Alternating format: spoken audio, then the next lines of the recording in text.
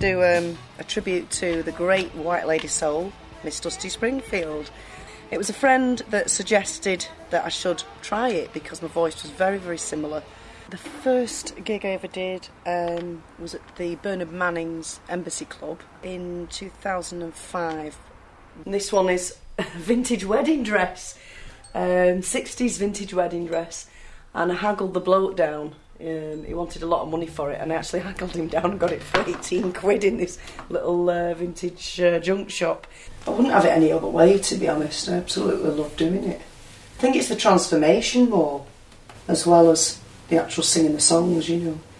It really is funny because people that don't know me, they'll see me on stage as Dusty, and then I'll come out, get changed, come out of the dressing room and walk off, and I can walk right past them, they wouldn't know it was me at all. It's quite funny because they really don't know that it's me. I went to college, I studied music, did A-level, didn't take any further, turned a bit rebellious really by that time.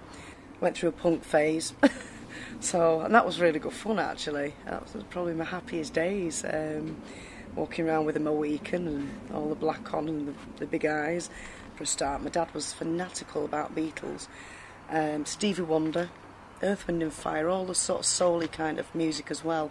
What I'd love to do really is to bring more of the younger generation on, to get them to remember all these big iconic artists, because it's going to be very quick before they're long forgotten, and I find that quite sad really, because there's a big era there that's slowly disappearing.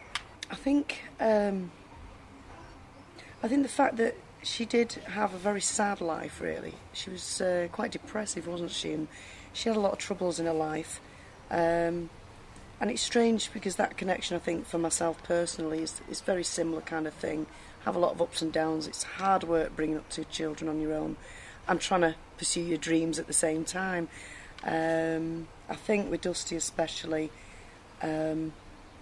she was so different and she made her mark basically, and I admire her for that tremendously, because back in them days, you know, it was very, very difficult for women to sort of come forward. And of course I think I admire her for bringing over the Motown scene, you know, because again there was a lot of, I don't know, bit of a divide really, especially with the blacks and the whites as well, so it just brought everybody closer. Fabulous really. I'm Tracy G and I'm Europe's #1 Dusty Springfield tribute act.